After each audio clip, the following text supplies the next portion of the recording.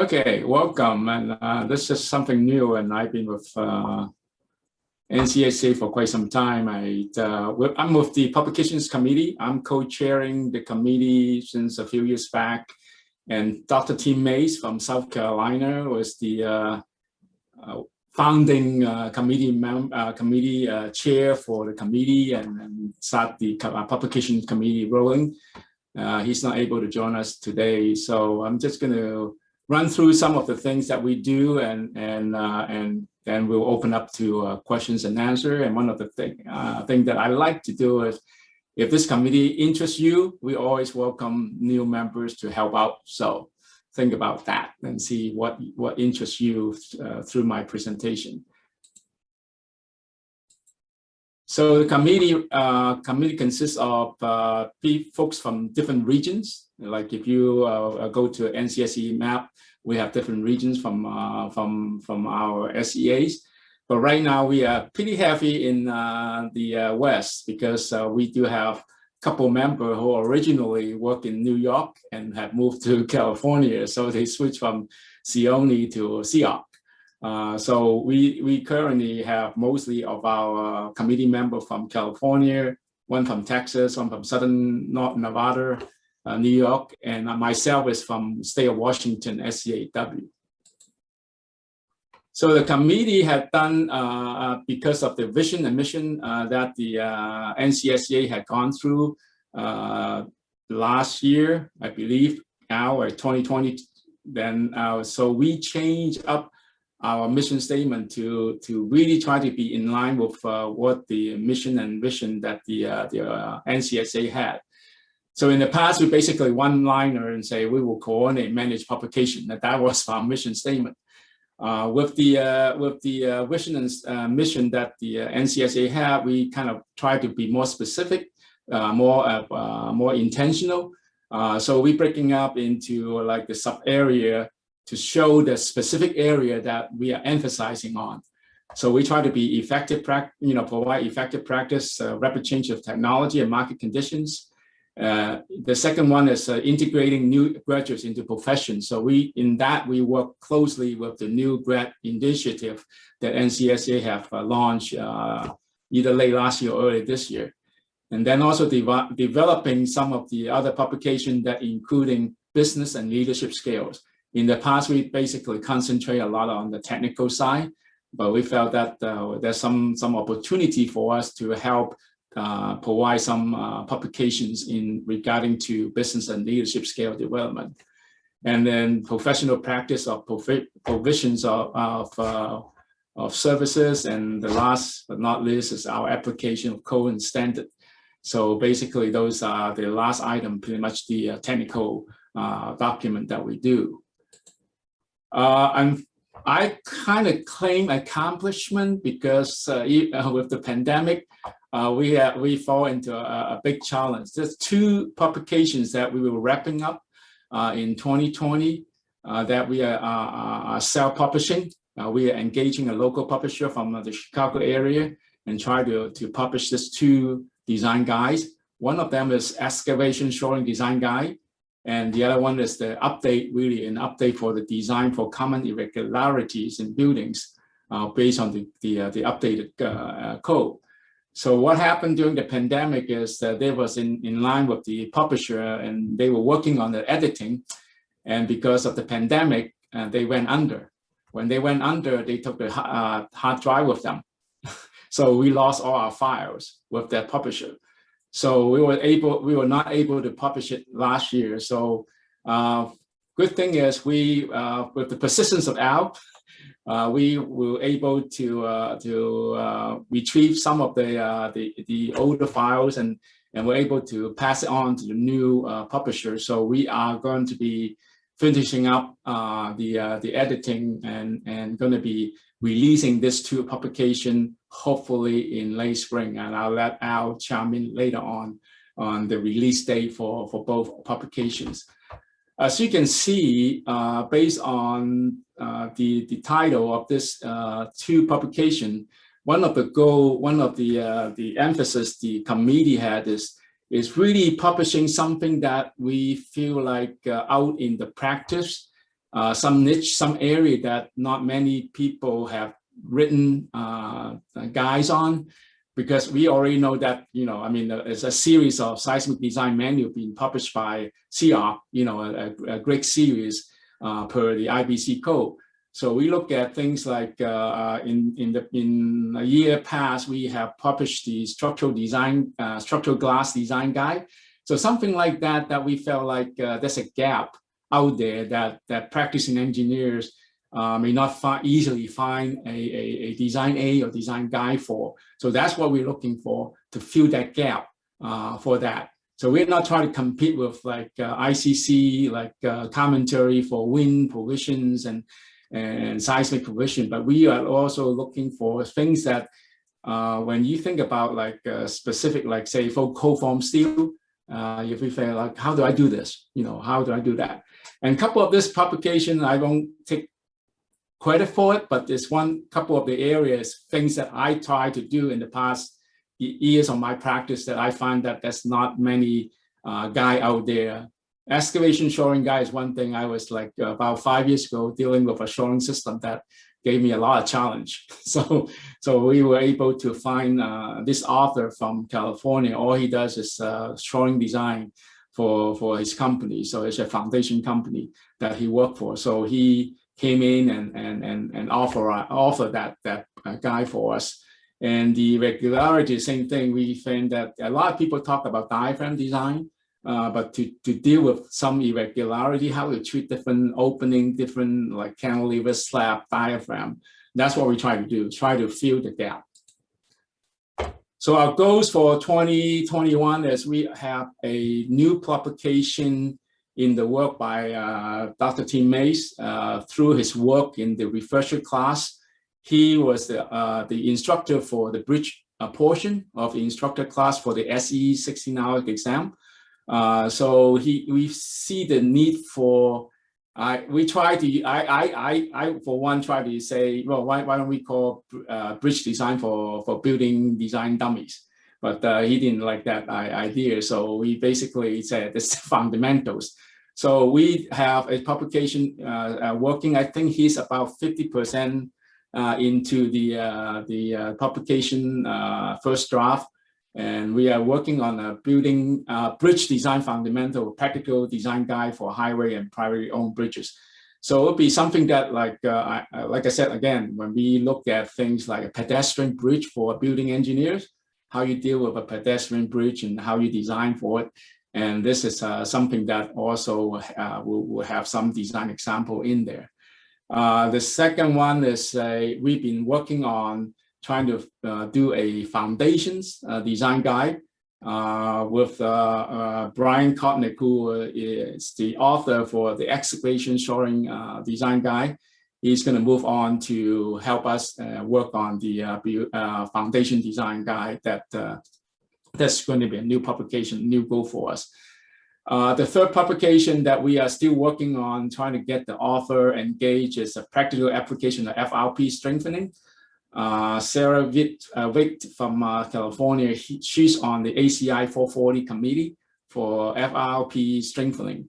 When we approach her, she told us, well, I mean, you don't really want to do a design guide because there's already one written by the subcommittee available with ACI. So that's when she come back and offer to say, well, why don't I do a practical applications with more like a case study, which is more like how you apply it, rather than try to provide a design guide to show how to apply the formulas and apply each design applications to your situation. So that's something that we're working on, making it more practical, making more like a case study, how to apply the FRP strengthening.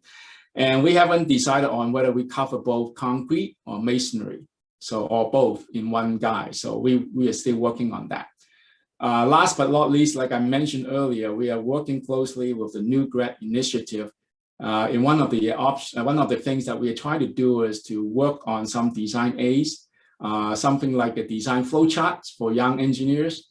For people working in larger firms, you probably have better mentoring, or even like I remember when I first started in the Measures office back in Boston, the first thing that they hand me is a design guidebook, how you design things, follow the standard they have, how you design a column with leaning column and things like that. So this is something that we are working with them on. It's not going to be going to be a maybe a couple page to 10-page type of flowchart system for it.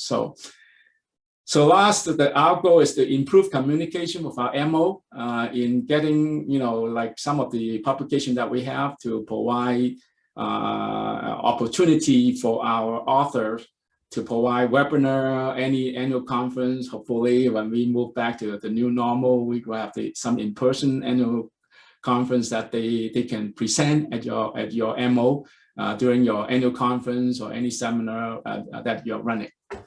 So that's what our goals is, and that's kind of the old high level what we are doing as a committee and the type of publication that we do. So I'm going to open up to questions, and I don't see anything from the chat yet. So maybe you can unmute your mic since you have a small group.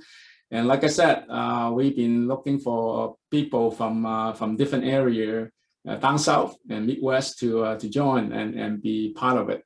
One of the things that we try to do as a committee is that we will review the draft and provide the content check, as well as if there's any need to fill in, like to write up something that we participate. So this review is one thing, and we also try to get people interested in being the author for part of the publications if they need to.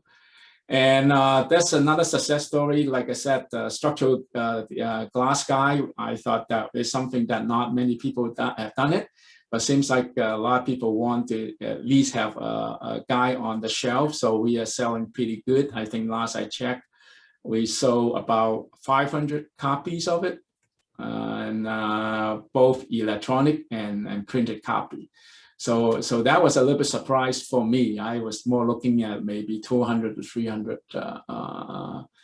copies being sold for that guy. But so things like that, we really feel like we need the input from the MO, from anybody who think, oh, I wish we have something like that. So I'm going to open the floor and any questions you may have about the committee and anything that we can help your MO, let me know.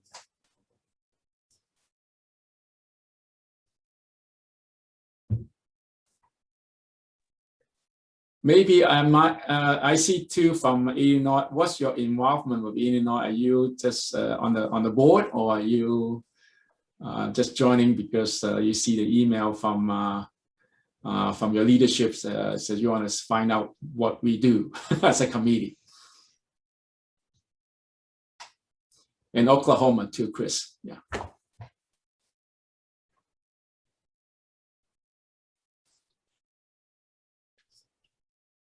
And Chun, you can probably stop sharing your screen. Oh, I thought I did. Sorry. And then we can see everybody. Okay. There we go. There we go. I thought I stopped the PowerPoint, but I forgot to stop the share. So I think one of the things I would like the input on is like what we try to do, the new grad initiative. It's something that we still brainstorming on it, and the flowchart idea, like is a good idea. What kind? I mean, we try to do that to be a service to provide that for young engineers. Yeah. Hey, Chun, this is Ryan. Obviously, I'm from California, but on the NCSA board. So committee's doing good work, and the publications are very practical and useful. I'm wondering if other people have ideas of other topics, and right. It's easy enough to brainstorm those in the chat. You did a good job of summarizing some of the current work, but maybe topics for future publications would be something people could put in the chat. Right. Now that you know about our work, I mean, if you don't have any idea right now, feel free to drop me an email or Tim's email and engage us, and then we open up to input. Definitely.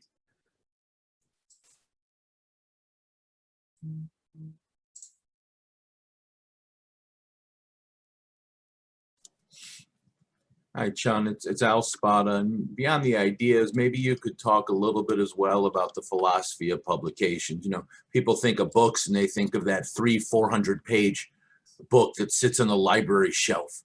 And I know you and others have been talking about maybe changing the dynamic of that to a different product.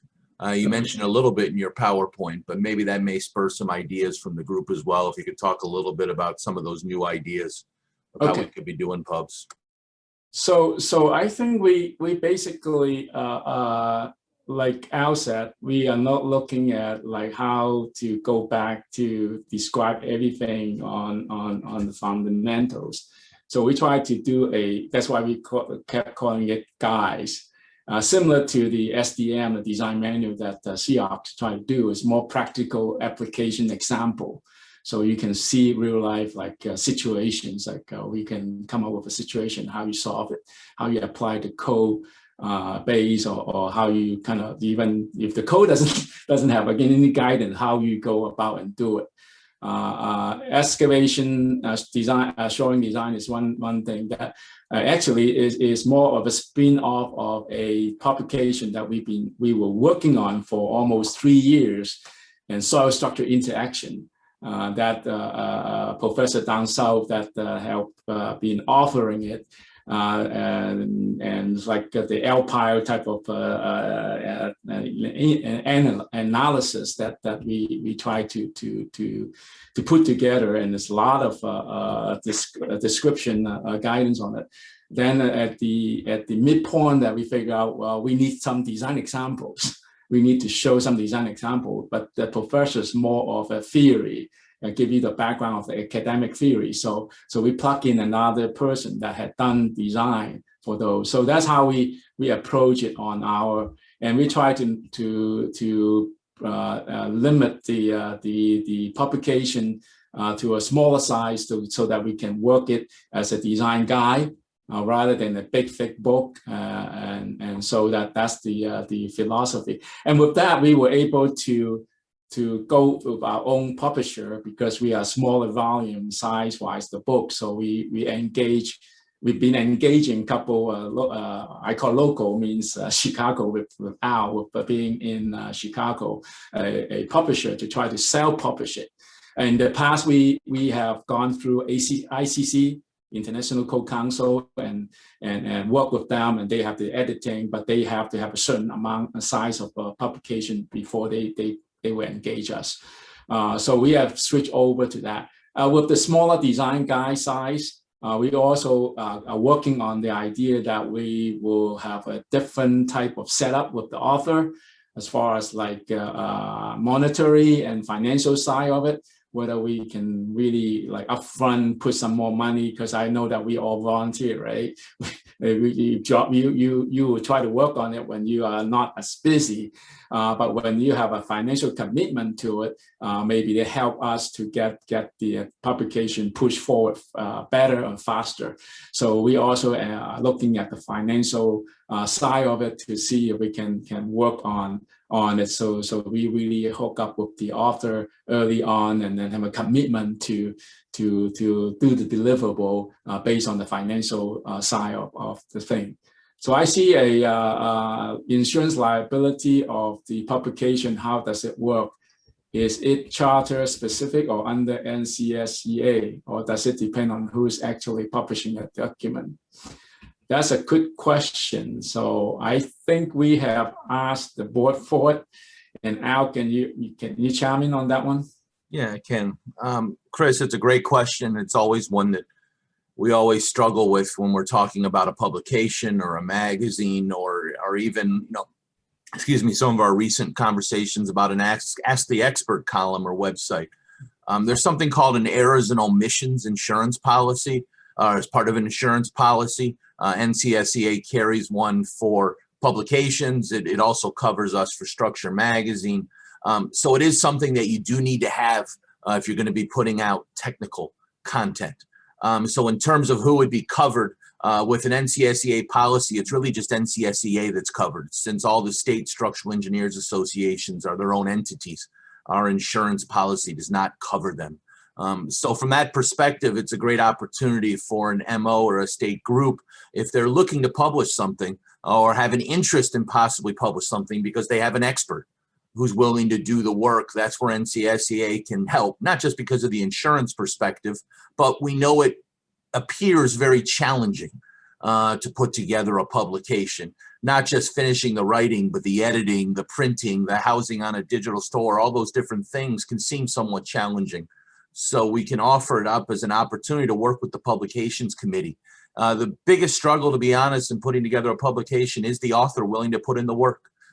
We compensate the authors in a variety of different ways to make sure they feel like their time is being utilized. And you bring up a good point with insurance. It's another step that people worry about. So long answer to a short question. Errors and omissions assurance is what it's called. And it is something that you should carry if you're going to be publishing books or magazines or technical content in general to ensure nothing bad can come back at you.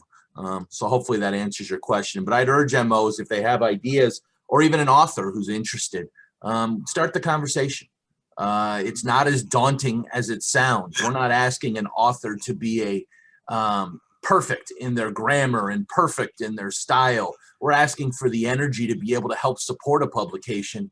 And then if you can get it with the technical content, we'll go the other 50% to get it published. And it's a great way to operate, and it's a great way to put products out. This industry is amazing when it comes to the amount of technical content they can consume and want to consume. And it's amazing the amount of people that want to get out there. We just don't want the hindrance of publishing to get in the way of getting that information out there. Right, to follow up what I just said, typically when we were doing a publication with ICC does have their own editor, so they go through the editing and formatting for us. Now that we are self-publishing, we do have engaging our publisher here that will also do the editing as an editor from the publisher that will help us through. So it's one thing that personally I hate to start. I mean, we like to see more content on the technical side, to be honest, because as a design guy, we try not to have really like 100 pages of like descriptions of how you would do something. We want a really real life example there to help people with the gap. I think it's about getting to the time limit, but I would definitely welcome any input on future publications. And also, like I said earlier, we always welcome additional help. If you feel like this is something you have interest in participating, feel free to drop me an email or teammates an email. Our email is on the website. And we definitely welcome new bloods to our committee to help us out. And I really find myself learning a lot more on the technical side by reviewing the draft and how people would do it, and really checking through the content of it, from a mathematic, from whatever standpoint, from the technical standpoint. But every now and then you do learn something new, and every day I learn something new. So with that, I think I'm going to let people go. And like I said, feel free to drop me a note and anything that you can think of, and we'll welcome any comments. Thank you, and we'll see you at the next section. So